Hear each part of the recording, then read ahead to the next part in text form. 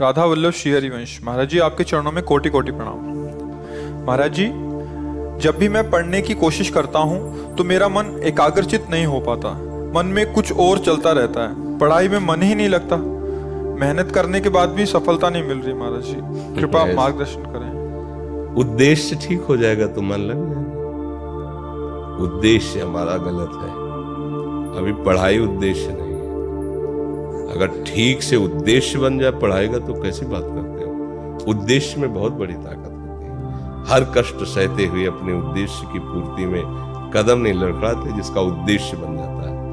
उद्देश्य बन जाए तो ब्रह्मचारी हो, उद्देश्य ठीक हो, एक बार पढ़ लोगे, 1000 वर्ष अगर जीवित रह कभी भी पूछ लो बात आ जाएगी उसके दिमाग में। अब नाना प्रकार की क्रियाओं से ब्रह्मचर्य का नाश करे, अपने उद्देश्य का नाश करे, फिर यही बातें होती जो आप कह रहे। कक्षा 9 पढ़े, व्याकरण नहीं पढ़े, शास्त्री नहीं पढ़े, कहीं दूसरी जगह ऐसे नहीं गए कि बैठ के सत्संग सुन के और सीख के बोल रहे हैं। भगवद आश्रित हो जाओ सब। अब आप खुद समझे ना हमारी बात को, आप खुद अपना नाश कर रहे हैं।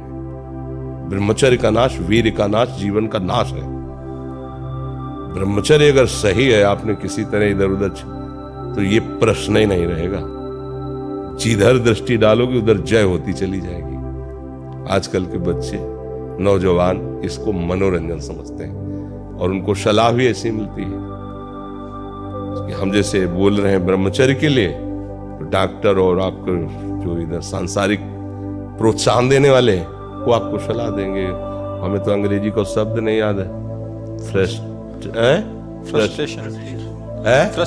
हाँ, और यही जो स्टेशन कह रहे हैं गाड़ी स्टेशन से अलग कर दो तो बोले तुम बहुत शांत हो जाओगे और फिर अपने काम में देखो कैसा उपदेश दिया जा रहा है कि वो तो ये जो कमियां है ना, ये कोई भूत नहीं है जैसे लोग कहते हैं ना, पता नहीं कौन, ऐसा कुछ नहीं। गंदी आदतें हैं, इन पर संयम लाओ। आप समझ रहे, स्वीकार करते हो हमारी बात कि इसमें आपको संशय है? हाँ, तो आप देखो, हम आज ही सत्संग में बोल रहे थे, हमारे रक्त का स्वभाव है ऐसे, जैसे कट जाए ना तो उसका स्वभाव थोड़ी देर में गाढ़ा होने की कोशिश करेगा। यदि कहीं फ्लो वाली नस कट गई तब तो आपको वहां डॉक्टरी की जरूरत है।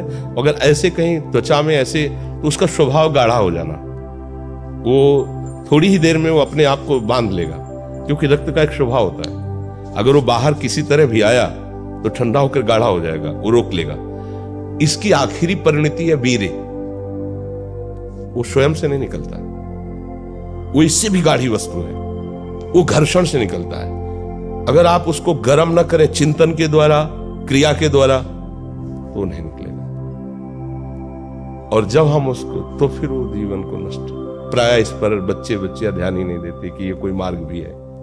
और परिणाम क्या होता है कि फिर वो संसार में, जिसे डिप्रेशन कहते हैं, मानसिक रोग से ग्रसित हो जाते हैं, क्योंकि इसका परिणाम यही है।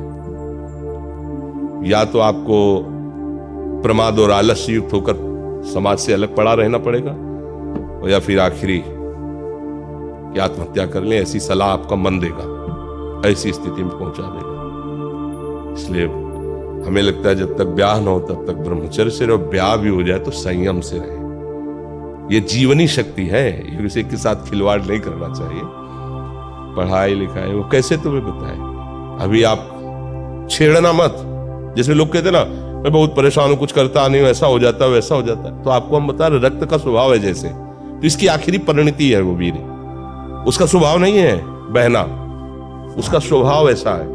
उसको जब तक ताप नहीं लगेगा तब तक वो बाहर नहीं हो सकता। आपने गलत अभ्यास किया, माना 2-4 महीने 5 महीने वो अपने अभ्यास वश पतित होगा, लेकिन आप छोड़िए, उसका चिंतन छोड़िए, उसकी क्रिया छोड़िए, अपने आप वैसे हो जाएगा। जैसे रक्त है, आप 1 महीने में देना शुरू करो, जो देने का नियत कितना, 100-200 ग्राम 500 ग्राम जो भी दिए, 3 जो भी आप दीजिए, हर महीने तैयार हो जाएगा। और आप ना दीजिए तो आपके शरीर को अभ्यास हो जाएगा, आप दीजिए तो शरीर को अभ्यास हो जाएगा। वो शरीर, अगर आप रोज 300 तो फिर क्या होगा? अब मर जाओगे। समझ रहे हो ना? ऐसे शरीर की क्षमता, जैसे डॉक्टर जन के देखते हैं तुम्हारी क्षमता नहीं खून देने की, चलिए, क्योंकि अगर निकाल लोगे क्षमता नहीं तो उसकी हानि हो जाएगी।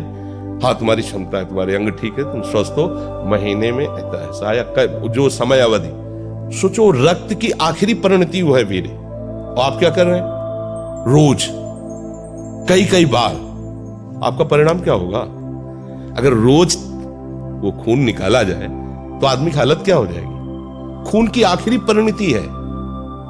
अन्न रस जो हमने पाया उसकी परिणति धीरे धीरे परिवर्तित होते हुए मांस, मज्जा, रक्त, इनके वो आखिरी सप्तम धातु है वीर्य, और उसके साथ ऐसा खिलवाड़, कैसा जीवन होगा आपका?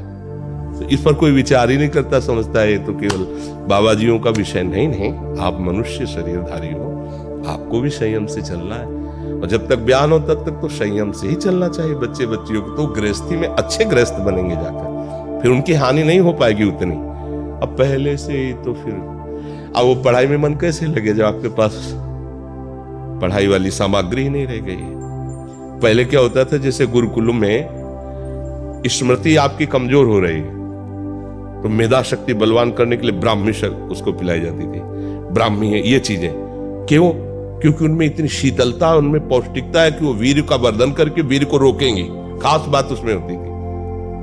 अब हम इस बात को ना समझ करके फ्रेंड बनाते हैं और वो विनाश का खेल खेलते हैं जो हमारी सारी सांसारिक और पारमार्थिक दोनों उन्नति का नाश कर देता है। अब उस प्रश्न का क्या होता है? अब उसके लिए क्या सलाह?